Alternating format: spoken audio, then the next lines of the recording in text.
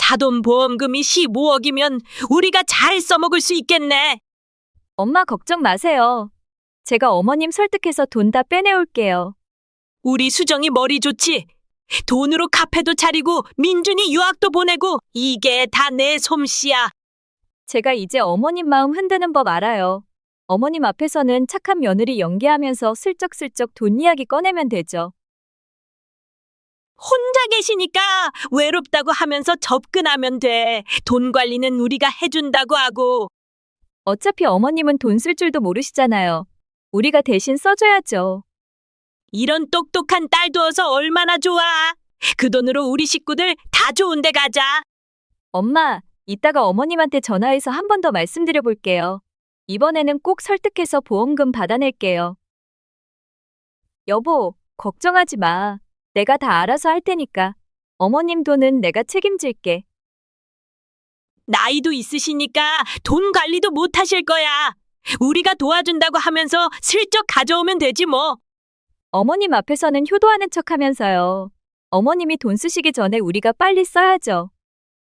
15억이라는 보험금은 35년간 공무원으로 일하며 아내를 위해 꼬박꼬박 보험료를 납부한 남편의 마지막 선물입니다. 하지만 왜 사돈과 며느리는 마치 자신들의 돈인 것처럼 이야기를 나누고 있을까요?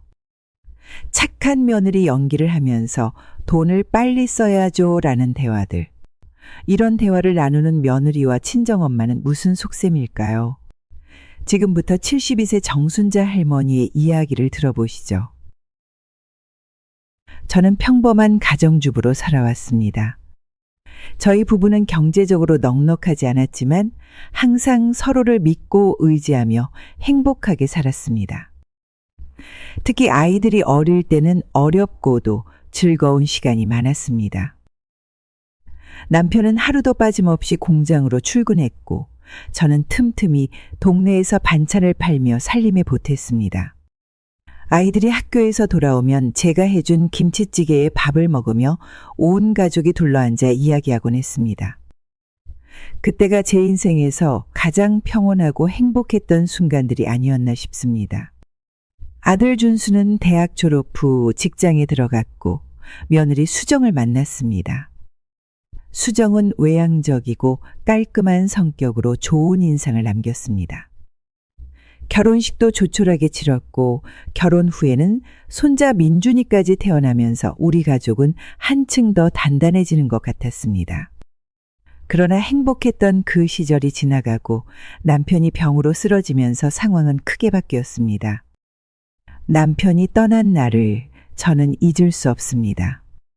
평생 가정을 위해 헌신했던 사람이었는데 마지막까지도 우리 가족 잘 부탁한다는 말을 남기고 눈을 감았습니다. 그 뒤로 저는 한동안 슬픔에서 헤어나오지 못했습니다. 그런데 남편이 남긴 사망보험금 15억 원이 제 삶을 흔들기 시작할 줄은 몰랐습니다. 처음에는 그 돈이 저에게 큰 위로처럼 느껴졌습니다. 이제는 노년의 경제적 걱정 없이 살 수 있겠다는 안도감이 있었으니까요. 하지만 시간이 지나며 그 보험금은 제게 무거운 짐이 되고 말았습니다. 오늘은 제 삶을 바꾸게 된 보험금 갈등에 대한 이야기를 들려드리겠습니다. 구독과 좋아요는 제게 큰 힘이 됩니다. 남편의 장례식이 끝나고 일주일이 지났을 무렵이었습니다. 아침 식사를 준비하고 있는데 며느리가 찾아왔습니다. 평소와 달리 화장도 진하게 하고 고급 브랜드 옷을 차려입은 모습이었습니다. 식탁에 앉아 커피를 마시던 중 며느리는 조심스레 입을 열었습니다. 어머님, 민준이가 요새 외국 유학 이야기를 많이 해요. 어머님도 노후를 생각하셔야 하지만 우리 민준이 유학도 고려해보면 좋지 않을까요? 가슴 한켠이 찌르르 아팠습니다. 남편이 평생을 모아 저를 위해 남긴 보험금을 이렇게 쉽게 이야기하다니요. 손자 민준이도 사랑하지만 이렇게 돈을 요구하는 것이 마음에 걸렸습니다. 식탁 위에 놓인 커피잔에 김이 올라가는 모습을 바라보면서 저는 말을 잇지 못했습니다. 남편과 함께 마시던 커피 향이 문득 떠올라 눈시울이 붉어졌기 때문입니다. 며느리는 제 침묵이 불편했는지 계속해서 말을 이어갔습니다. 요새 해외 대학들이 많이 좋아졌더라고요. 민준이 친구들도 다들 유학 준비한대요. 어머님이 도와주시면 민준이의 미래가 달라질 것 같아요. 창밖으로 보이는 하늘은 맑았지만 제 마음속은 먹구름이 가득 몰려왔습니다. 남편과 함께 손자 민준이를 키우며 얼마나 많은 사랑을 쏟아부었는지 모릅니다. 학원비며 용돈이며 늘 아낌없이 주었고 명절 때마다 예쁜 옷도 사주었습니다. 하지만 지금 며느리의 말투에는 제가 줬던 그 모든 사랑은 보이지 않았습니다. 오직 보험금이라는 큰 돈만 보고 있었죠. 식탁 위에 놓인 과일을 자르면서 저는 남편의 마지막 모습을 떠올렸습니다. 남편이 제게 남긴 마지막 선물인 이 돈을 이렇게 쉽게 내어줘도 될까요? 수정이는 마치 당연하다는 듯이 이야기했지만 제 마음은 무거워졌습니다. 35년 동안 성실하게 일하며 한 푼 두 푼 모아온 남편의 마음이 이렇게 가볍게 취급되는 것이 못내 안타까웠습니다. 커피잔을 만지작거리며 저는 깊은 한숨을 내쉬었습니다. 며느리의 말 한마디 한마디가 제 가슴을 후벼 팠습니다. 보험금 이야기가 나온 뒤로 달라진 며느리의 태도, 갑자기 비싸진 옷차림, 심지어 향수 냄새까지 모든 것이 낯설게만 느껴졌습니다. 며느리의 말을 들으며 저는 천천히 찻잔을 내려놓았습니다. 입술이 떨려왔지만 아무 말도 하지 않았습니다. 남편이 죽은 지 한 달도 채 지나지 않은 시점에서 보험금 이야기를 꺼내는 며느리의 모습에 마음이 아팠기 때문입니다. 창밖으로 보이는 하늘은 여전히 맑았습니다. 베란다에 걸어둔 빨래가 사랑사랑 춤을 추고 있었고 장독대의 된장 항아리에서는 발효된 콩의 향기가 올라왔습니다. 남편과 함께 담근 된장이었습니다. 지난 봄 남편은 허리가 아프다고 하면서도 저와 함께 장을 담그며 행복해했었죠. 베란다 텃밭에서는 상추가 쑥쑥 자라고 있었습니다. 남편은 매일 아침 텃밭에 나가 상추에 물을 주곤 했습니다. 지금도 남편의 물뿌리개가 텃밭 한켠에 놓여 있습니다. 이 모든 일상이 남편의 흔적을 고스란히 담고 있었습니다. 며느리는 계속해서 민준이의 유학 이야기를 이어갔지만 제 귀에는 들리지 않았습니다. 대신 지난 35년간 남편과 함께했던 소소한 추억들이 떠올랐습니다. 결혼 초기 보증금 1,000만 원짜리 반지하 새 집에서 시작한 신혼생활. 첫 월급으로 사온 카네이션 한 송이를 들고 환하게 웃던 남편의 모습. 아들이 태어났을 때 병실 밖에서 펑펑 울던 남편의 뒷모습까지. 봄, 여름, 가을, 겨울을 함께 보내며 우리는 서로의 버팀목이 되어주었습니다. 힘들 때마다 순자야, 우리 함께하면 못할 게 없어라고 말씀하시던 남편. 그 말씀대로 우리는 모든 어려움을 이겨냈습니다. 식탁 위에는 며느리가 들고 온 고급 디저트가 놓여 있었습니다. 예쁜 상자에 담긴 케이크였지만 저에게는 남편이 동네 빵집에서 사오던 소박한 단팥빵이 더 그리웠습니다. 주방시계가 똑딱똑딱 시간을 알리는 소리만이 침묵을 채웠습니다. 며느리는 제 대답을 기다리며 커피를 홀짝 였고 저는 천천히 숨을 고르며 생각을 정리했습니다. 남편이 평생을 바쳐 모은 이 돈을 어떻게 써야 할지, 앞으로 제가 어떤 삶을 살아야 할지 깊이 생각해 보기로 했습니다. 아침부터 비가 추적추적 내리는 날이었습니다. 장마철이라 빨래를 널지도 못하고 집안에만 있으니 답답한 마음이 커졌습니다. 점심 무렵 현관 초인종이 울렸습니다. 문을 열어보니 옆 동네에 사는 사돈이 명품 쇼핑백을 양손 가득 들고 서 있었습니다. 평소에는 명절이나 집안 행사가 있어야 얼굴을 보던 사돈이었는데 남편이 돌아가신 후로는 자주 들르곤 했습니다. 비 온다고 택시를 타고 왔다는 사돈은 거실에 앉자마자 며느리에게 전화를 걸었습니다. 마침 동네 근처에 있었다는 며느리는 금방 도착했습니다. 사돈은 쇼핑백에서 비싼 과일과 디저트를 꺼내놓았습니다. 남편이 살아있을 때는 한 번도 이런 선물을 들고 오지 않았던 사돈이었습니다. 지금껏 명절에도 김치 한 포기 들고 온 적 없던 분이 갑자기 백화점 과일 세트를 사오니 마음이 불편했습니다. 며느리는 사돈이 사온 디저트를 예쁜 접시에 담아왔습니다. 평소 같았으면 그냥 과자 봉지를 뜯어 놓았을 텐데 오늘따라 커피잔과 디저트 접시까지 준비하는 모습이 낯설었습니다. 창밖으로는 여전히 비가 내렸습니다. 빗소리를 배경으로 사돈은 이런저런 이야기를 늘어놓았습니다. 동네의 부동산 값이 올랐다는 이야기, 요새 해외여행이 비싸졌다는 이야기, 손주들 학원비가 많이 든다는 이야기였습니다. 대화는 자연스럽게 돈 이야기로 흘러갔습니다. 사돈은 커피를 마시다 말고 며느리를 바라보며 입을 열었습니다. 어머님이 돈을 제대로 쓰게 해야지. 나이가 드시니까 돈 쓰는 것도 조심스러우실 텐데 내가 잘 도와드려야 해. 이 말을 하는 동안 사돈의 눈빛은 제 얼굴이 아닌 거실벽에 걸린 남편의 사진을 향해 있었습니다. 마치 보험금이 얼마인지 확인하고 싶어 안달이 난 것처럼 보였습니다. 며느리는 고개를 끄덕이며 사돈의 말에 맞장구를 쳤습니다. 저는 식탁 위에 놓인 디저트를 바라보았습니다. 예쁘게 포장된 상자 안에는 제가 좋아하는 것이 아닌 사돈과 며느리의 욕심이 담겨 있었습니다. 비 오는 날 찾아온 불청객처럼 보험금을 노리는 두 사람의 속마음이 빗방울처럼 제 마음에 떨어져 얼룩을 만들었습니다. 남편이 저를 위해 남긴 돈이 오히려 가족의 마음을 이렇게 뒤틀어 놓을 줄은 몰랐습니다. 옆 동네에 산다는 이유로 불쑥 찾아와 돈 이야기를 꺼내는 사돈을 보며 제 마음속에는 서러움이 가득 차올랐습니다.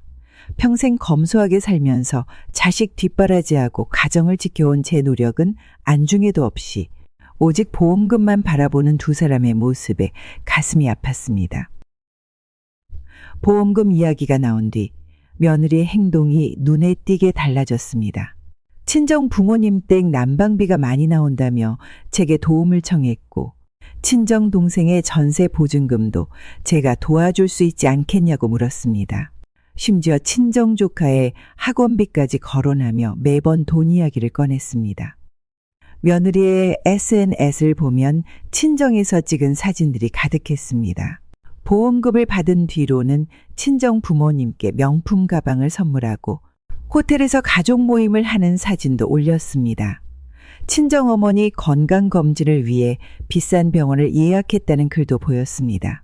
모두 제 보험금으로 하고 싶은 일들을 적어놓은 것만 같았습니다. 지난 주말에는 친정 부모님을 모시고 제주도 여행을 다녀왔다는 이야기를 들었습니다. 며느리는 친정아버지가 평생 제주도를 가보고 싶어 하셨다며 보험금으로 가족여행을 한번 보내드리면 좋겠다고 말했습니다. 남편이 살아있을 때는 저희 부부를 한 번도 여행에 모시지 않았는데 이제는 친정 식구들 여행부터 챙기고 있었습니다. 이제는 아예 노골적으로 친정 살림을 도와달라고 이야기했습니다. 친정어머니 주방을 새로 해드리고 싶다. 친정아버지 차를 바꿔드리고 싶다며 보험금을 마치 친정을 위한 통장처럼 여기는 모습이 안타까웠습니다. 아들마저 며느리 말에 넘어가 어머니 처가 쪽도 도와드려야 하지 않을까요? 라고 말했습니다. 남편이 저를 위해 평생을 모아 남긴 보험금이 이렇게 친정 식구들 용돈이 될 줄은 몰랐습니다. 며느리는 또 친정 부모님과 함께 방콕 여행을 떠났습니다. 아직 기신제도 지내지 않은 시점이었는데 비행기 표가 싸다며 서둘러 여행을 결정했다고 했습니다. 평소에는 여행 경비가 부담된다며 망설이던 며느리였는데 보험금 이야기가 나온 뒤로는 여행 계획을 척척 세우는 모습이 낯설었습니다.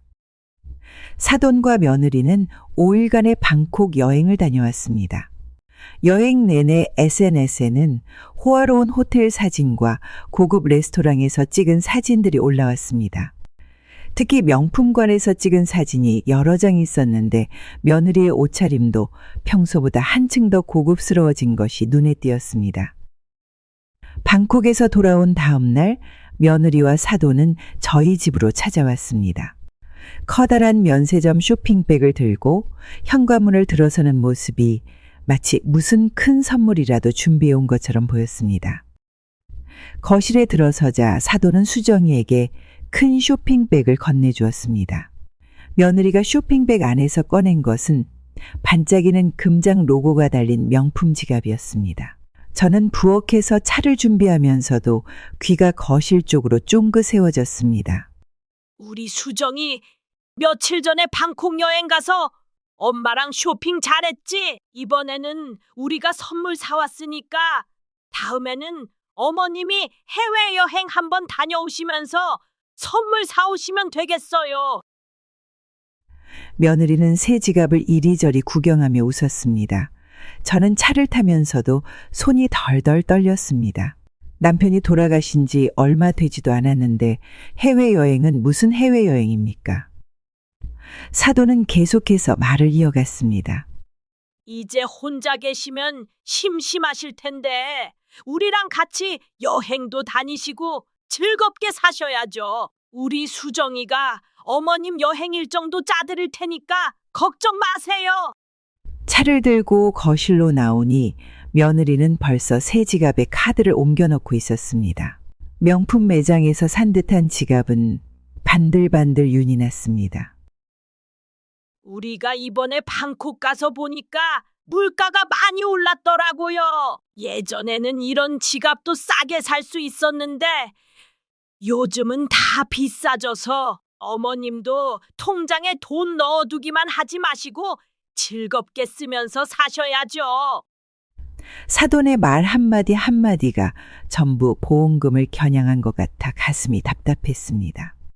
며느리는 새 지갑을 들고 사진을 찍었습니다. 분명 곧 SNS에 올라갈 사진일 터였습니다. 남편이 저를 위해 남긴 보험금이 이렇게 사돈과 며느리의 욕심을 키울 줄은 몰랐습니다. 7월 칠성날은 제 생일이었습니다. 아침부터 날씨가 무척 더웠지만 평소처럼 일찍 일어나 텃밭에 물을 주고 아침 청소를 했습니다. 남편이 살아있을 때는 이른 아침부터 미역국을 끓여주시곤 했는데 이제는 혼자서 보내는 첫 생일이었습니다. SNS를 보니 며느리가 친정어머니 생일 파티 사진을 올렸습니다. 지난달 친정어머니 생일에는 특급 호텔 뷔페를 예약하고 명품 백화점에서 산 비싼 화장품 세트도 선물했다고 자랑하듯 글을 올렸습니다. 저는 휴대폰을 내려놓고 거실 창밖만 바라보았습니다. 점심때가 되어도 아들이나 며느리에게서는 연락이 없었습니다. 냉장고에서 김치와 밥을 꺼내 혼자 끼니를 때웠습니다. 식탁에 앉아 밥을 먹는데 작년 생일 생각이 났습니다. 며느리가 직접 미역국을 끓여왔었고 손자 민준이는 크레파스로 그린 그림을 선물로 주었습니다. 저녁이 되어서야 며느리에게서 전화가 왔습니다. 어머님 죄송해요. 오늘이 어머님 생신인 걸 깜빡했어요. 일이 너무 바빠서. 목소리만 들어도 며느리가 마지못해 하는 말이라는 것을 알 수 있었습니다. 친정어머니 생일에는 한 달 전부터 준비하던 며느리였는데 시어머니 생일은 깜빡했다는 말에 가슴 한쪽이 아려왔습니다. 이틀 뒤 며느리가 케이크와 고급 김 선물 세트를 들고 찾아왔습니다. 백화점 쇼핑백에 들어있는 선물이었지만 정성은 보이지 않았습니다. 며느리는 케이크 상자를 열면서 말했습니다. 어머님, 늦게나마 생신 축하드려요. 이 케이크는 고급 디저트 가게 거예요. 김도 프리미엄 제품이에요. 선물은 비싸 보였지만 마음은 전해지지 않았습니다. 며느리는 휴대폰으로 케이크 사진을 찍으며 SNS에 올릴 글귀를 중얼거렸습니다. 시어머님 생신 축하드려요 라는 글귀 밑에는 케이크 가게 이름과 위치를 태그해 놓았습니다. 케이크를 자르면서 며느리는 친정 이야기를 시작했습니다. 지난달 친정어머니 생일 파티가 얼마나 즐거웠는지, 호텔 뷔페는 얼마나 맛있었는지 신나게 떠들었습니다. 제 생일을 잊은 것에 대한 미안함은 찾아볼 수 없었습니다. 저는 케이크 한 조각을 접시에 담으며 옛날이 떠올랐습니다. 결혼 초기에는 며느리가 정성스레 미역국도 끓이고 직접 만든 케이크도 들고 왔었는데 말입니다. 언제부터 이렇게 달라졌을까요? 돈 앞에서 진심은 사라지고 비싼 선물만 남은 것 같아 마음이 아팠습니다. 며느리는 1시간도 채 머물지 않고 일어섰습니다. 바쁘다며 서둘러 나가는 뒷모습을 보며 저는 한숨만 나왔습니다. 텅 빈 거실에 커다란 케이크와 고급 김선물 세트만이 덩그러니 놓여 있었습니다. 비싼 선물로 무마하려 했던 며느리의 마음이 선물 포장지보다도 얇게 느껴졌습니다. 남편이 떠난 지 100일이 지난 어느 날이었습니다. 아침부터 며느리가 노트북과 서류 가방을 들고 찾아왔습니다. 평소와 다르게 정장 차림이었고 화장도 평소보다 진하게 했습니다. 어머님, 요즘 많이 심심하시죠? 제가 좋은 제안이 있어서 왔어요.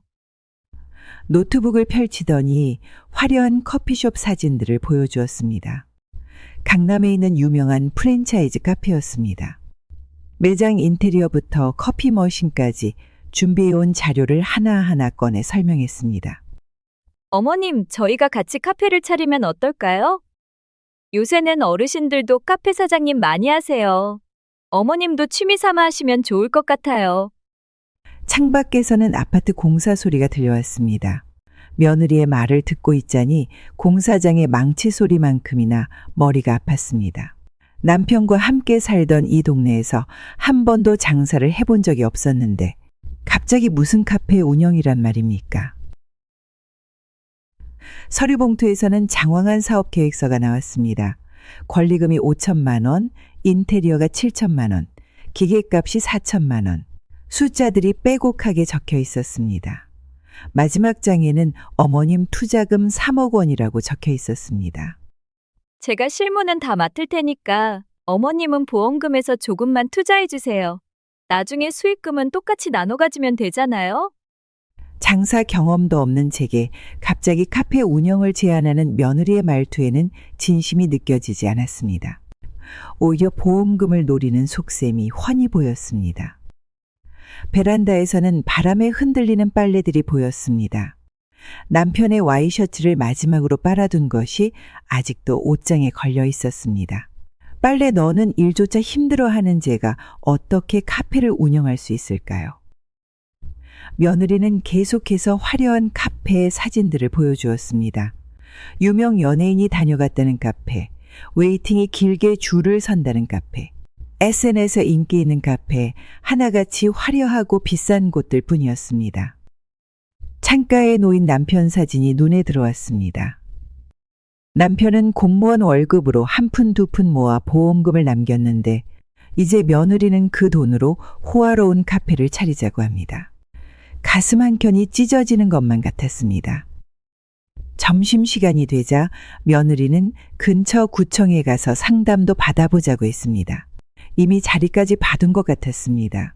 제 의견은 묻지도 않은 채 카페 메뉴부터 인테리어 업체까지 다 정해놓은 모습이었습니다. 저는 조용히 자리에서 일어섰습니다. 며느리가 카페 사진들을 보여주며 한참을 떠들고 있었지만 더 이상 들을 수가 없었습니다. 어머님, 구청에서 상담도 받아보고. 저는 고개를 저었습니다. 이제는 더 이상 망설이지 않았습니다. 이제 그만하자. 나는 카페 같은 거 하지 않을 거야. 제 목소리는 떨리지 않았습니다. 오히려 오랜만에 제 목소리가 이렇게 단단하게 나온다는 게 신기할 정도였습니다. 며느리의 얼굴이 순간 굳어졌습니다. 어머님, 제가 다 알아봐놨는데. 내가 장사를 해본 적이 없잖아. 그리고 난 장사하고 싶은 마음도 없고. 제 단호한 말투에 며느리는 입술을 깨물었습니다. 화려한 카페 사진들이 담긴 노트북 화면이 껌뻑거렸습니다. 벌써 가게 자리까지 알아보고 인테리어 업체와도 상담을 했다던 며느리의 계획이 한순간에 무너져 내렸습니다. 제 거절에도 며느리는 끈질기게 설득을 시도했습니다. 하지만 이제는 달랐습니다. 전에는 마음이 흔들렸던 순간들도 있었지만 이제는 제 마음이 확고했습니다. 며느리가 들고 온 서류들을 정중히 돌려주었습니다. 남편이 제게 남긴 보험금으로 이런 모험을 할 수는 없었습니다. 그리고 무엇보다 이제는 며느리의 진심이 보였습니다. 카페 운영이라는 명목으로 보험금을 노리는 속셈이 너무나 뻔했기 때문입니다. 가을바람이 불기 시작한 어느 날이었습니다. 아침부터 창문을 닫고 있는데 현관문이 열렸습니다. 며느리와 사돈이 또 찾아온 것입니다. 요즘은 거의 매일 제 집에 와서 이것저것 요구를 하곤 했습니다. 이번에는 민준이 유학비용, 친정조카 결혼 축의금, 사돈 무릎 수술비까지 하루에도 몇 번씩 보험금 사용 계획을 세우고 또 세웠습니다. 마치 제 통장이 가족들의 공금처럼 여겨지는 것 같아 가슴이 아팠습니다. 이제 혼자 계시니까 돈 쓰기도 불편하실 텐데 저희가 도와드릴게요. 통장을 맡겨주시면. 이 말에 손에 들고 있던 행주를 바닥에 떨어뜨렸습니다. 가계부를 꼼꼼히 쓰며 살림을 해온 제가 마치 철없는 어린아이처럼 취급받는 기분이었습니다. 아들도 이제는 며느리 편이 되어 제 마음을 외면했습니다. 친정 부모님 병원비를 도와달라는 며느리의 말에 연신 고개를 끄덕이는 모습을 보며 눈물이 났습니다. 아들의 등 뒤로 보이는 남편의 영정사진이 더욱 쓸쓸해 보였습니다. 며느리는 이제 제게 인사도 제대로 하지 않았습니다. 보험금 이야기를 꺼낼 때만 억지로 웃는 얼굴을 보이곤 했죠. 명절에도 친정 갔다 오느라 바쁘다며 저녁 늦게야 얼굴을 비췄습니다. 장을 보려고 현관문을 여는데 복도에서 이야기 소리가 들렸습니다. 돈 쓰는 걸 어려워하시니까 우리가 잘 설득해야 해. 맞아요. 어머님 돈으로 민준이 유학도 보내고. 현관문을 열었습니다. 사돈과 며느리는 제가 문을 연 것도 모르고 계속 이야기를 나누고 있었습니다. 가슴 속에서 뜨거운 것이 올라왔습니다. 이제 그만 들어가시죠. 제 목소리에 두 사람은 깜짝 놀라 뒤를 돌아보았습니다. 얼굴이 하얗게 질린 채로 서 있는 모습이 마치 도둑이라도 된 것처럼 보였습니다. 저희가 매일 우리 집에 와서 보험금 타령하시느라 힘드시죠? 이제는 제 돈을 어떻게 써야 할지 다 계획해 놓으셨나 봅니다. 제 말에 며느리는 고개를 숙였습니다. 하지만 사돈은 아직도 뭐라고 변명을 하려 했습니다. 오해하지 마세요. 저희는 어머님을 위해서. 위선 떨지 마세요. 남편이 죽고 나서 제가 얼마나 힘들었는지 아세요? 근데 두 분은 보험금 얘기만 하셨어요. 제 마음은 안중에도 없었죠. 복도에 제 목소리가 울렸습니다. 참아왔던 말들이 한꺼번에 쏟아져 나왔습니다. 이제 그만 가보세요. 앞으로 우리 집에 오실 필요 없습니다. 제 돈 걱정은 마시고 두 분 살림 걱정이나 하세요. 사돈과 며느리는 당황한 얼굴로 서 있다가 결국 고개를 푹 숙인 채 엘리베이터 쪽으로 걸어갔습니다. 어머님, 저희가 잘못했어요. 하지만 이제는 사과도 소용없었습니다. 남편이 저를 위해 남긴 보험금을 이렇게 함부로 계산하고 제 마음은 전혀 헤아리지 않은 두 사람을 더 이상 믿을 수 없었기 때문입니다. 다음 날 아들에게 전화를 걸어 집으로 오라고 했습니다. 늦은 저녁 퇴근 후에야 아들이 찾아왔습니다. 평소보다 피곤해 보이는 얼굴로 소파에 앉았습니다. 저는 어제 있었던 일을 차근차근 이야기했습니다. 사돈과 며느리가 복도에서 나눈 대화부터 매일같이 보험금을 요구하는 일까지 모두 말했습니다. 아들의 반응이 궁금했습니다. 엄마 편을 들어줄 거라 믿었습니다. 아, 예. 근데 엄마, 저 내일 아침 일찍 중요한 회의가 있어서. 아들은 시계만 보며 대충 대답했습니다. 제 이야기를 귀찮아하는 모습이 역력했습니다. 밥을 차려주겠다고 해도 바쁘다며 일어서려 했습니다. 저는 아들의 팔을 잡았습니다. 이 아이를 키우면서 한 번도 이렇게 다급하게 매달린 적이 없었습니다. 아들의 눈을 바로 보며 물었습니다. 엄마 마음이 어떤지 내가 좀 생각해봐. 엄마도 사람인데 이렇게 보험금 타령만 들으니까 얼마나 속상하겠니? 근데 수정이도 나름 엄마 생각해서 그런 거 아닐까요? 카페도 엄마 심심하실까 봐. 아들의 말에 가슴이 찢어지는 것 같았습니다. 제 아들인데 제 편이 되어주지 못하고 저를 외면하는 모습이 너무나 아팠습니다. 남편이 살아계실 때는 이렇게까지 며느리 눈치를 보지 않았는데 이제는 완전히 달라졌습니다. 엄마, 너무 예민하게 생각하지 마세요. 다들 엄마 걱정돼서 그러는 건데. 말꼬리를 흐리며 핸드폰만 만지작거리는 아들을 보니 눈물이 났습니다. 어릴 적 업어주고 안아주며 키웠던 제 아들이 맞나 싶었습니다. 보험금 앞에서는 효도도 가족에도 모두 허상이었나 봅니다. 전 이만 가볼게요. 내일 아침 일찍 나가야 해서. 아들은 결국 제대로 된 대답도 하지 않은 채 서둘러 일어났습니다. 현관문을 나서는 뒷모습이 낯설게만 보였습니다. 남편이 살아계실 때는 1시간이고 2시간이고 앉아서 이야기를 나누곤 했는데 이제는 10분도 앉아있기 힘들어하는 모습이었습니다.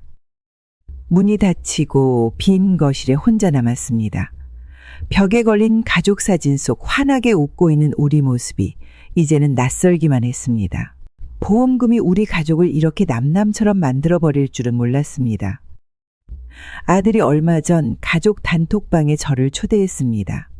평소에는 휴대폰을 잘 보지 않았지만 이날은 왠지 멈춰서 단톡방을 보게 됐습니다. 화면에는 사돈과 며느리, 아들이 나누는 대화가 올라와 있었습니다. 우리 수정이가 있으니 모든 게 편하네. 보험금으로 해외여행도 가고 민준이 유학도 보내고. 엄마, 제가 잘 설득해 볼게요. 어머님이 카페 창업한다고 하면 은행 대출도 가능할 것 같아요. 우리 수정이는 역시 똑똑해. 설득만 잘하면 우리 민준이 외국 유학은 문제 없겠다. 단톡방에서 오가는 대화를 보며 손이 떨려왔습니다. 제가 보는 줄도 모르고 마치 보험금이 자기들 돈인 것처럼 이야기하는 모습에 눈물이 났습니다. 저는 이 단톡방에 초대만 되어 있을 뿐 마치 없는 사람처럼 취급되고 있었습니다. 다음 주에 어머님 모시고 은행 가보려고요. 보험금 있으니까 대출도 가능하다고 하더라고요. 일도 잘하지만 돈 관리도 잘하네. 시어머니 돈 잘 관리해주면 좋겠어. 대화는 계속 이어졌습니다. 제 보험금으로 무엇을 할지, 어떻게 하면 제 마음을 돌릴 수 있을지 서로 의견을 나누고 있었습니다. 마치 제가 죽은 사람이라도 된 것처럼 제 재산을 어떻게 나누었을지 계획하고 있었습니다. 아들도 가끔 네 알겠습니다 라는 짧은 대답만 보내며 동조하고 있었습니다. 며느리 말이라면 무조건 긍정하는 모습이 너무나 서글펐습니다. 이번에 카페 차리면 수정이가 운영하면서 수입도 생기고 좋겠다. 네. 어머님께는 월급 조금 드리고 나머지는 민준이 유학 비용으로 모아야죠. 이런 대화가 오가는 동안 저는 단톡방에 구경꾼이 되어 있었습니다.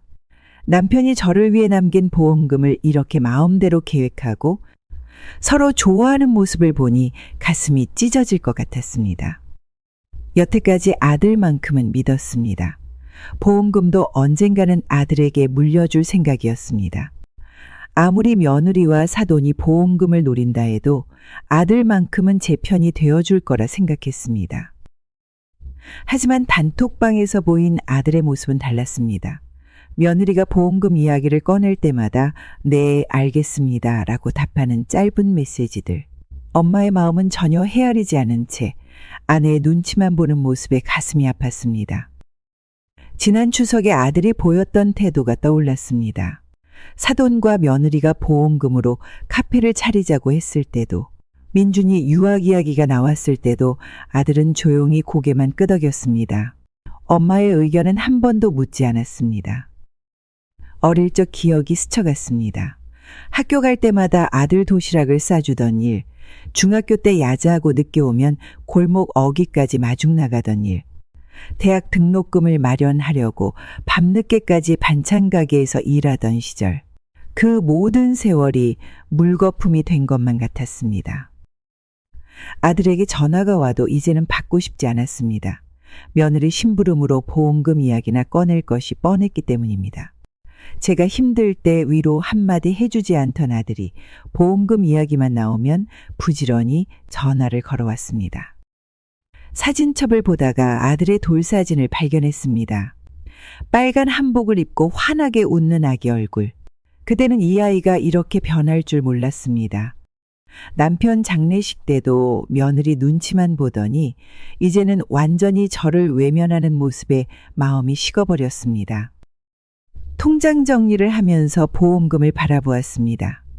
원래는 아들에게 물려줄 생각이었는데 이제는 그럴 마음이 완전히 사라졌습니다. 돈 앞에서 이렇게 달라진 아들에게 남편의 마지막 선물을 맡길 수는 없었습니다.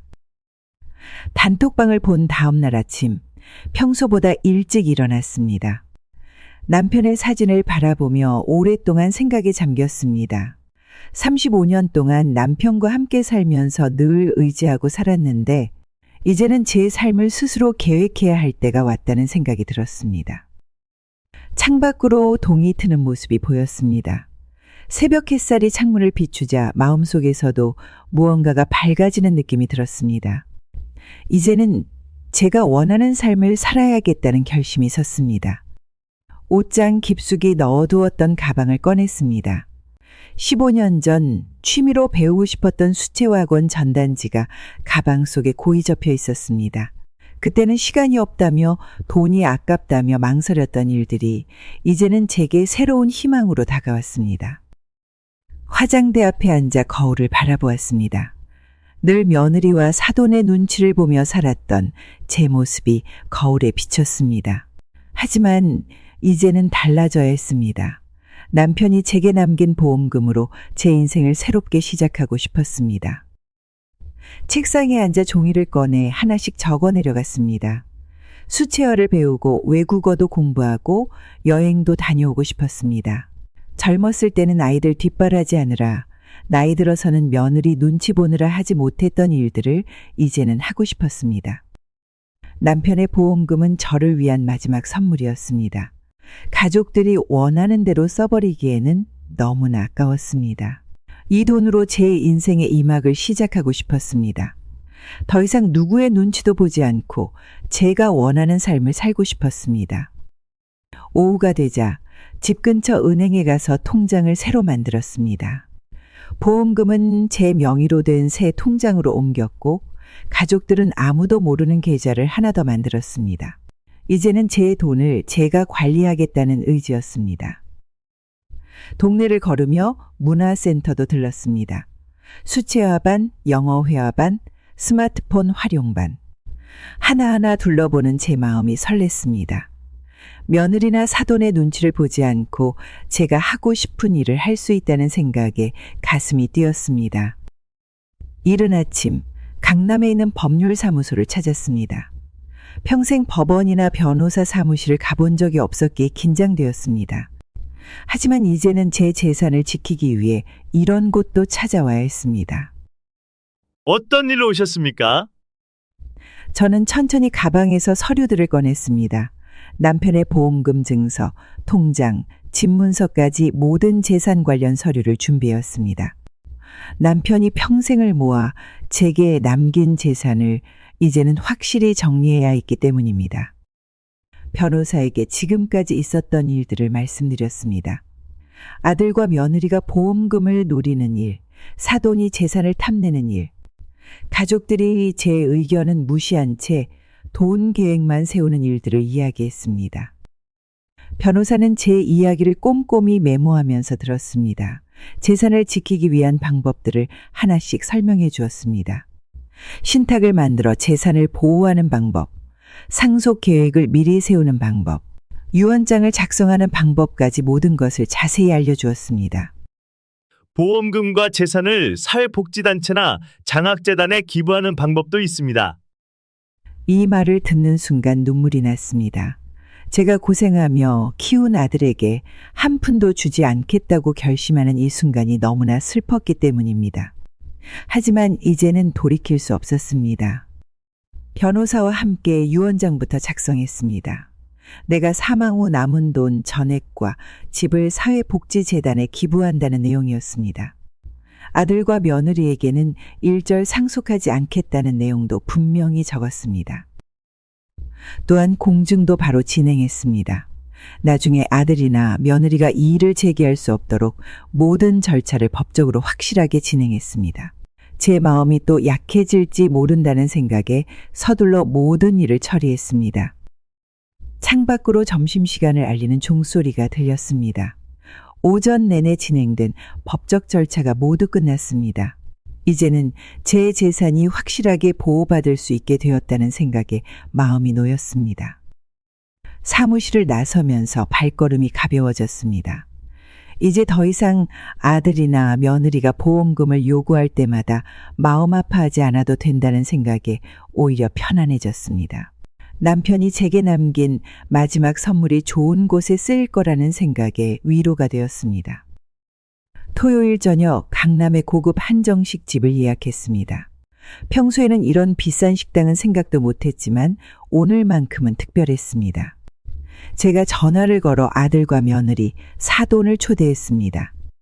식당 입구에서 기다리고 있는데 가족들이 하나둘 도착했습니다.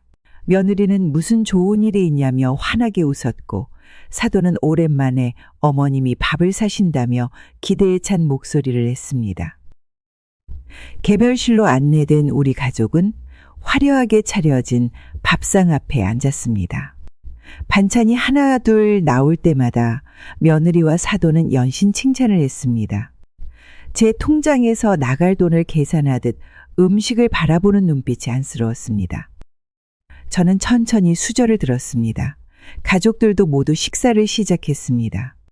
밥을 먹는 동안 며느리는 계속해서 카페의 이야기를 꺼냈고 사돈은 민준이 유학 이야기로 화제를 돌렸습니다. 저는 밥그릇을 내려놓았습니다. 이제는 제 이야기를 할 시간이었습니다. 오늘 제가 중요한 이야기가 있어서 모시고 왔어요.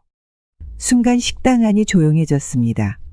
모두의 시선이 저를 향했습니다. 이제부터 저는 제 삶을 살기로 했습니다.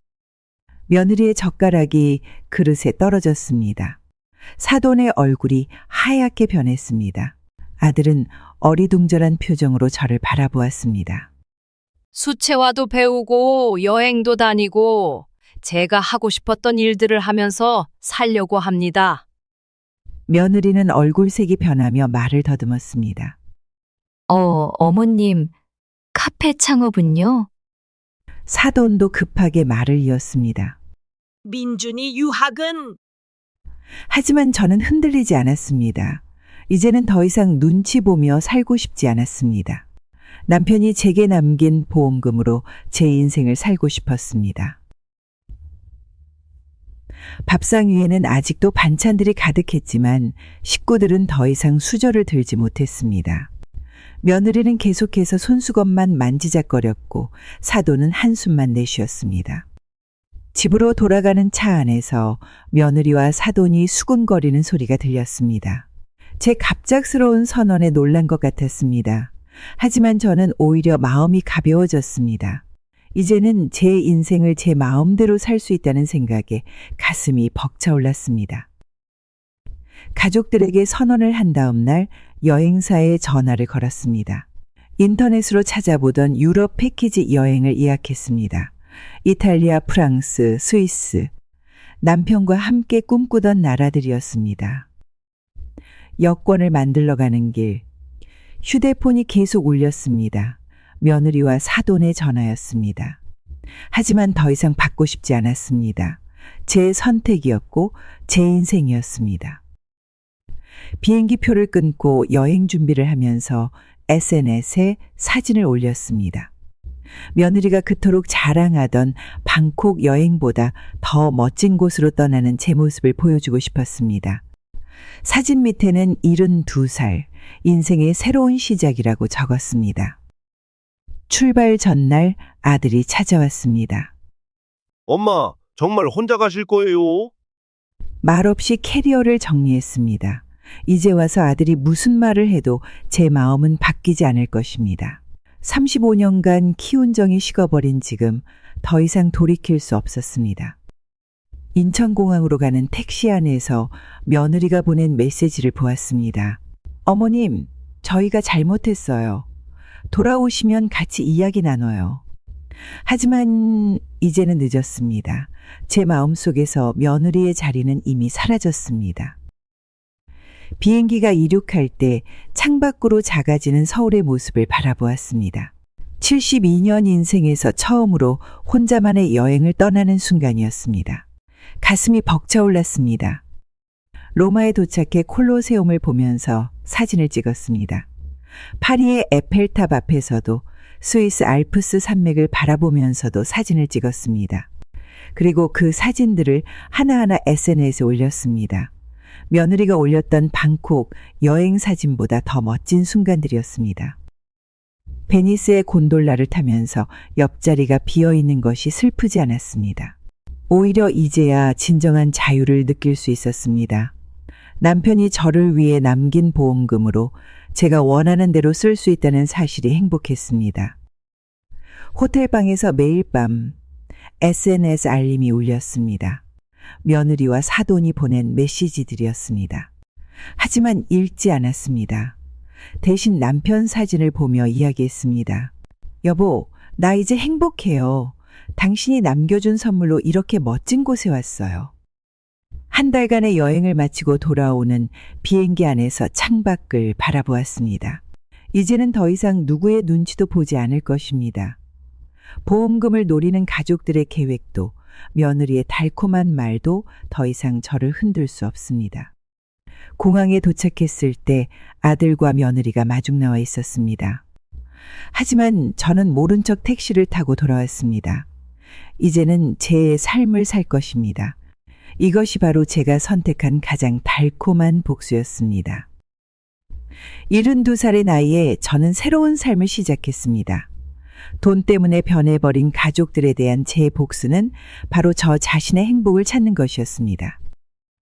가족들이 기대했던 것처럼 보험금을 나눠주는 것이 아니라 제 삶을 당당하게 살아가는 모습으로 복수를 완성했습니다.